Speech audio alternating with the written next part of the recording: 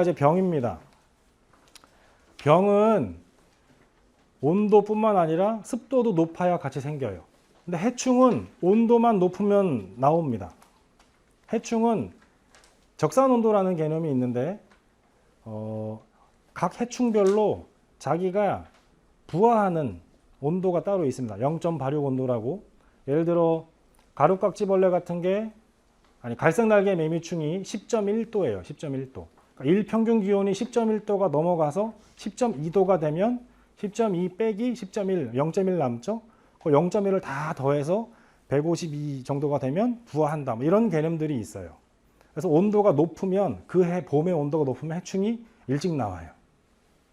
근데 병은 다릅니다. 그냥 온도만 높다고 병이 안 생겨요. 사막에 병이 있어요? 사막에는 병이 없죠. 습도가 물이 없으니까. 그러면 우리나라는 어쨌든 사계절이 있고 6월부터 9월까지는 항상 더워요. 6월부터 9월까지 비가 얼마나 자주 오느냐에 따라 병 발생량이 달라집니다. 작년 여름에는 6월, 7월에 비가 그렇게 많이 오진 않고 적당히 왔어요. 근데 8월을 딱 보면 5mm 이상 비가 온 날이 파란색으로 제가 써놨죠. 12일 비가 왔습니다. 12일. 8월 달 한 달에 31일 동안 12일이 비가 왔어요. 3분의 1 넘게. 비가 그만큼 많이 왔다는 얘기는 햇빛량이 줄었죠. 습도가 굉장히 높았을 거고요. 햇빛량이 줄었다는 얘기는 농작물이 광합성 하는 양이 굉장히 줄었을 거고, 습도가 높았으니까 낮에도 습도가 높으면 기공세포가 문을 닫으니까 물을 잘 못 먹어요. 그러니까 또 광합성을 잘 못했을 거고, 습도 자체가 높고 온도도 높으니까 병도 많이 생겼을 겁니다. 그렇죠? 그러면 여기 계신 분들께서 물론 7월, 8월에 바로 수확을 하는 복숭아나 포도 같은 경우였으면 그러려니 할 텐데, 부사나 이렇게 늦게 수확하는 과일을 갖고 있었다면 착과량을 조절을 했어야 됩니다. 햇빛이 부족하고 병이 많아졌으면 이파리가 크게 다칠 거 아니에요. 그렇죠? 그렇게 하셨어요? 착과량 줄이셨나요? 8월 달에 비 많이 오고? 안 하셨죠? 올 여름도 비가 얼마나 자주 올지 햇빛이 얼마나 부족할지는 우리가 잘 알 수가 없습니다. 그렇죠? 겪어봐야 합니다. 근데 6월, 7월, 8월 뭐 이럴 때 비가 굉장히 자주 오고 온도가 높고 습도가 높았다면 착과량도 고려를 해야 됩니다. 그리고 온도가 높으면 당연히 약도 많이 쳐야 됩니다. 병이 생기니까요. 병이 어떻게 생기냐면 이파리에 이 병균이 딱 묻으면 묻고 나서 이파리 사이로 막 침입을 해서 나중에 포자가 생기고 병이 발병이 됩니다. 이런 구조예요. 그래서 근데 여러분들 살균제 주로 언제 치세요? 비 오고 나면 치죠. 비 오기 전부터 약 치는 분 계세요? 그렇게 치면 좋다는데. 좋다고 하는데 어렵죠. 일을 2번 해야 되니까. 그렇죠? 네, 그래서 알면서도 잘 안 하는 분들도 있고, 에이 뭐 굳이 뭐 이렇게 생각하시는 분도 계신데, 병이 생기는 원리를 보면 이파리가 완전히 말랐을 때는 병균이 와서 잘 붙지를 않아요. 말라 있으니까. 우리가 과수원이나 이런 데 비닐로 피복하는 이유가 뭡니까? 바닥을. 첫 번째, 잡초 나지 말아라. 두 번째, 내가 물 준 거 토양이 확 증발하지 말고 잘 보존하고 있어라. 그 다음에 하나가 병이에요. 토양에는 정말 많은 세균들이 삽니다. 비가 와서 빗방울로 물방울이 튀어서 비산된 물방울이 이파리에 묻으면 이파리도 비가 왔으니까 젖어 있을 거고, 그러면 달라붙죠. 달라붙으면 이렇게 병이 생겨요. 그거 하지 말라고 토양을 피복을 하는 겁니다. 그러면 우리는 어떻게 해야 되느냐? 여기 써 있지만 포자 발화 침입할 때는 유기유황계 스트리빌루린계라는 농약을 쓰라고 하고, 균사 형성, 포자 형성일 때는 다코닌이나 카보코나졸, 트리아졸계 이런 농약을 써라. 이미 이렇게 나와 있는데 이렇게 설명하면 당연히 어려우시니 제가 뒤에 설명을 할 텐데, 그래서 우리는 여기 이걸 보고 알아야 되는 게, 비 오기 전에도 약을 쳐야 되고, 비 오고 나서 이 병균이 묻으면 묻고 나서 또 다른 농약들을 쳐야 된다는 걸 알아야 되는 겁니다. 세균이 침입하는 방법은 기공 침입, 상처 침입, 여러 가지 이런 침입 경로들이 있습니다. 그래서 우리가 이걸 막아야 되는데, 특히 갈색무늬병, 물론 웬만한 병들은 5월부터 한 9월까지 끊임없이 일주일에 한 번, 열흘에 한 번 약치라고 어떤 자료를 봐도 다 그렇게 나와 있어요. 근데 그래서 처음에는 그래, 나는 열흘 간격으로 이 농약을 5월부터 9월까지 쳐야지. 5월 1일, 5월 11일, 5월 21일 이렇게 막 열흘 간격으로 약을 열심히 쳤는데 병이 안 생겨요? 병이 생기죠. 나는 책에 나와 있는 대로 열심히 치라고 쳤는데 병이 생깁니다. 그러니까 이 병이 생기는 이유는, 또 해충이 잘 안 죽는 이유는, 여러분들이 생각을 좀 바꿔야 되는 게, 내가 해충약을 그렇게 쳤는데 자꾸 해충이 눈에 보인다. 이 농약 엉터리 아니야? 농약이 옛날보다 너무 효과가 안 좋은 거 아니야? 이렇게 오해를 하시는데 그게 아니에요. 내가 잘못 친 겁니다. 또는 내가 약을 치고 약 맞은 애들은 다 죽고 새로 알에서 깨어난 애들이에요. 그 놈들이, 해충들이 알을 까고 성충이 돌아다니다가 농약 맞고 죽잖아요. 그럼 그 알도 같이 죽냐고. 알은 잘 안 죽죠. 알에서 다시 깨어나요. 근데 며칠 뒤에 와서 보니까 그 해충이 또 있으니까 이 농약이 엉터리 아니야, 이런 오해를 하시는 겁니다. 병은 내가 약을 친 시기가 제일 문제입니다. 열흘 간격으로 꾸준히 친 게 의미가 없어요. 비 오기 전에 쳤느냐, 비 오고 나서 바로 쳤느냐가 제일 중요합니다. 먼저 비 오기 전후에 약제를 쳐야 되는데, 비 오기 전에는 아까 그 이파리 나와 있는 그 그림 보셨죠? 카나, 다, 사라고 써 있는 농약을 치는 게 좋아요. 보호제입니다. 보호제. 그 다음에 비 오고 나면 치료제라고도 불리는 직접 살균제를 비 오고 나서 가나, 다 같은 애들로 쳐야 됩니다. 그러니까 이게 원리가 뭐냐면, 오늘 오후 늦게 비 온다라고, 오늘이 6월 한 20일쯤 됐는데 오늘 오후에 한 20mm 비 옵니다 라고 하면, 저 같으면 오늘 낮에 얼른 약을 칩니다. 이 카나, 다, 사 같은 애들로. 이게 보통 구리나 황이 들어있는 이런 애들인데, 특히 구리가 많죠. 황 같은 경우에는 생육 중반에는 이파리가 다치니까 잘 못 쓰고, 구리 같은 애들을 쓰면 그 약으로 이파리를 다 적시고 나서 이 이파리가 마르면 약 성분으로 코팅이 된 거예요. 보호가 된 겁니다. 그러면 비가 와서 빗물에 튀어서 병균이 탁 묻으면 이 묻은 병균이 이미 내가 보호한 그 농약에 맞고 지가 바로 죽어요. 어느 정도 보호가 되죠.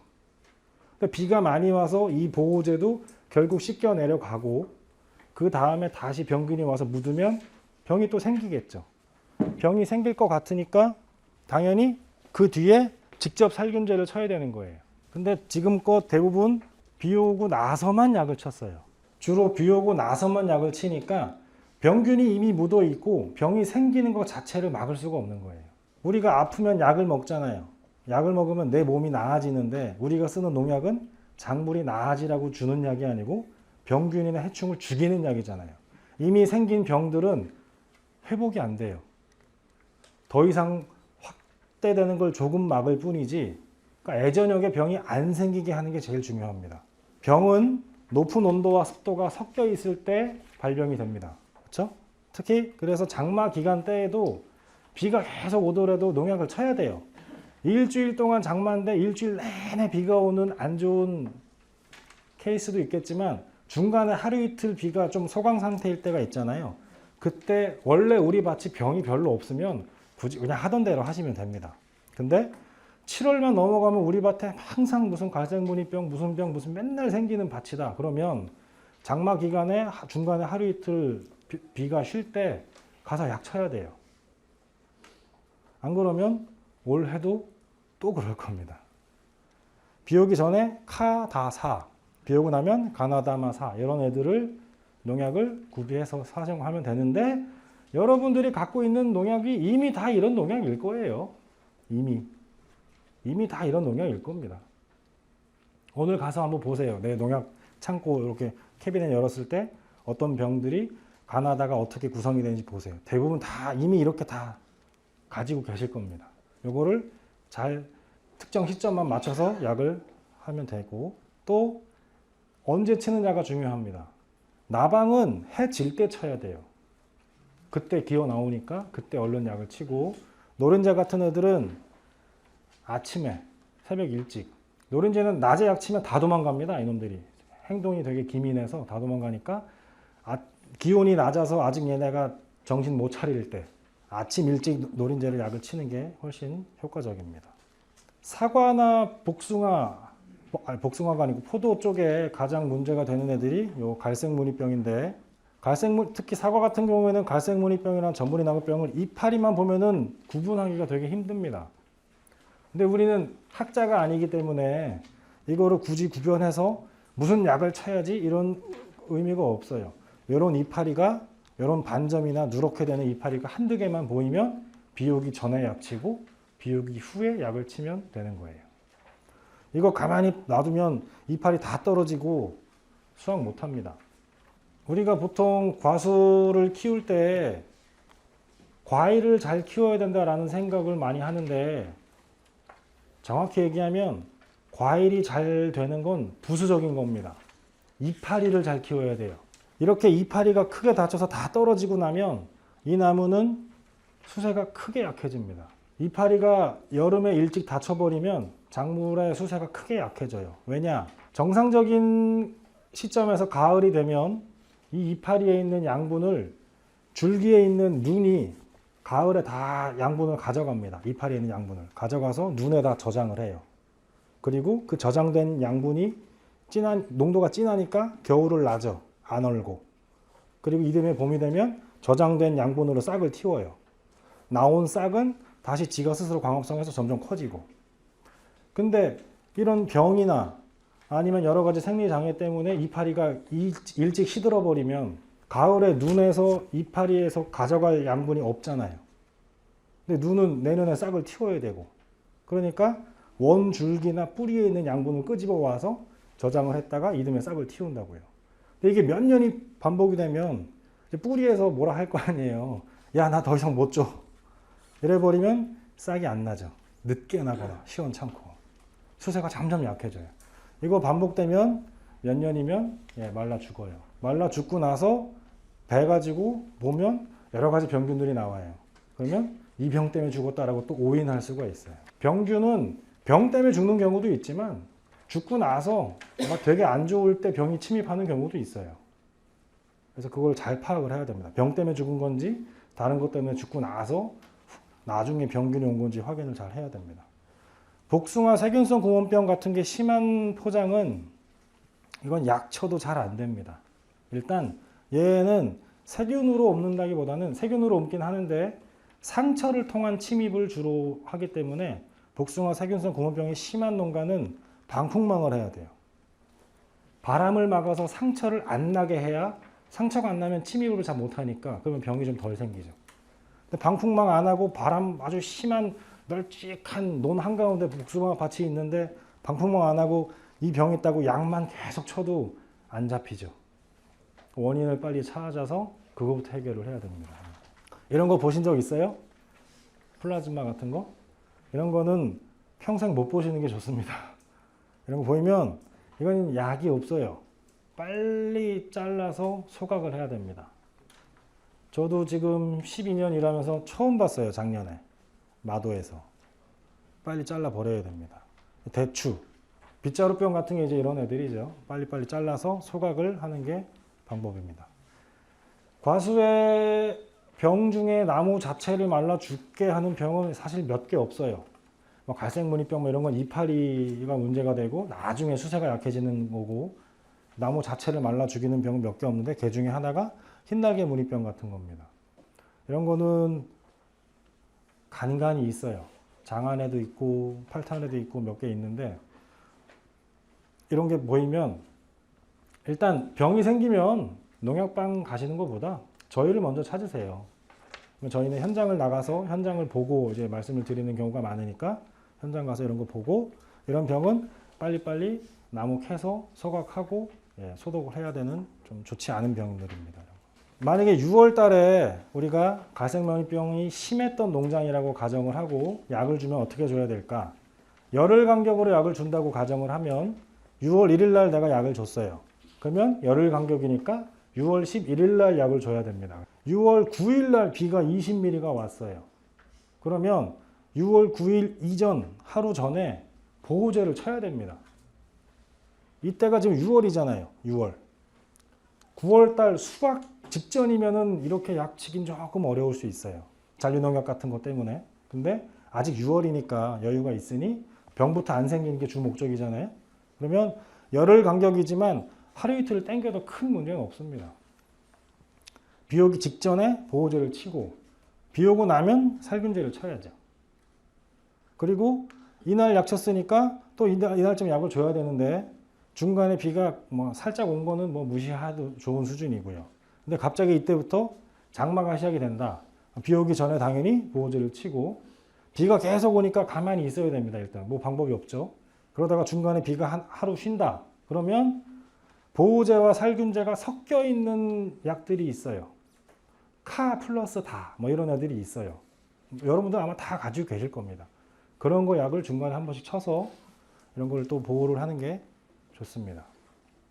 농약 치고 나면 이런 질문이 있어요. 내가 오늘 10시쯤에 약 쳤는데 오후 2시에 비가 왔어. 약을 또 쳐야 돼 말아야 돼? 이런 경우 있죠. 쳐야 될까요 말아야 될까요? 뭐 경우에 따라 다르죠. 비가 살짝 내린 경우는 뭐 굳이 안 쳐도 되고 비가 세게 내려서 내가 줬던 농약이 다 씻겨 내려갔을 거다 싶으면은 다시 치는 게 좋습니다. 근데 10시에 약 줬는데 한 서너 시에 비가 왔다? 안 쳐도 됩니다. 왜? 물론 그날 습도가 되게 높고 이러면 또 문제가 되는데 그렇죠. 내가 쳤던 농약이 이파리에 묻은 게 마르면 효과가 생겨요. 마르기 전에 비가 오면 다 씻겨가니까 그건 방법이 없고요. 그거는 그때 판단을 하시면 되겠습니다. 농약 할 때 여러분들이 잘 안 하시는 것 중에 하나가 혼용이죠. 혼용.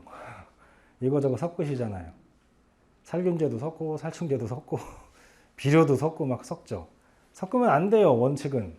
섞으면 안 됩니다. 특히 비료는 진짜 섞으면 안 돼요. 농약은 그래도 섞어도 되는 애들이 있어요. 각 회사별로 이 성분은 섞어도 됩니다라는 혼용 가부표를 나눠드리기도 하죠. 그거 보고 하면 되는데 비료는 섞지 마세요. 농약의 산도, pH가 바뀌면 약효가 아주 이상해집니다. 약효가 확 낮아지면 그냥 뭐 맹물 친 거와 비슷할 텐데 약효가 낮아지는 것보다 세지는 경우가 많아요. 그러면 약해가 생기죠. 약해. 조심하시고요. 새 피해 많죠. 까치가 굉장히 똑똑해서 어떻게든 그 조류망도 뚫고 다 들어와서 막 그렇죠. 아주 이런 애들이 있는데 크레졸 비누액. 요거 물에 요만큼 타서 페트병에 해가지고 물론 냄새는 좀 나는데 중간중간 걸어 놓으면 신기하게 새들이 진짜 잘 안 와요. 아예 안 오게 하는 게 제일 속 편하죠. 이런 크레졸 피는 거 이런 것도 굉장히 도움이 되더라고요. 혹시 포도밭에 이런 거 보셨어요? 뭐 포도밭뿐만 아니라 복숭아, 사과 다 마찬가지인데 일부 가지만 노랗게 되는 애들. 이 병이면은 이파리가 막 반점이 생기고 그래야 되는데 일부 가지 전체가 노래, 옆에까지는 멀쩡하고요. 이런 경우가 있어요. 사과 같은 경우도 보통 줄로 심는 작물들 낙엽 일찍 되고 막 다 떨어지고 낙엽 하나 탁 잘라가서 물어보면 우리는 대답 못해요. 못 먹어서 시든 거니까 영양제 같은 거 줄 수밖에 없는 상황인데 이거는 뿌리를 봐야 됩니다. 뿌리를. 비닐 걷어서 땅을 봤는데 이렇게 뭔가 움푹움푹 들어가 있고 이상한 길들이 나 있다. 이게 뭘까요? 그렇죠. 두더지죠. 두더지. 두더지 피해가 생각보다 되게 커요. 과수에서. 근데 사람들이 뭐 두더지 뭐 과수원에 다 있지 뭐 이러는데 아닙니다. 두더지가 이렇게 뿌리를 다 들려놓으면 작물이 이렇게 가지 전체가 마르고 심하면 이파리가 이렇게 말라요. 왜 말라요? 뿌리를 토양과 떨어뜨려 놨으니까 못 먹게 하는 거죠. 못 먹으면 당연히 시들죠. 송산면 일대 두더지 피해 현황을 이렇게 보시면 다 산 옆이에요. 그죠? 산 옆에.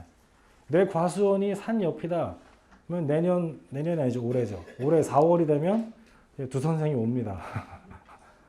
오기 전에 여러 가지 이런 바람개비, 빈 캔, 깡통 막 기둥에 달아놓기 아니면 이런 퇴치기 막 소음 내는 거 이런 거 여기저기 과수원에 설치해서 시끄럽게 해서 두더지를 못 들어오게 하든지 아니면 이미 들어와 있는 애들은 잡아야죠.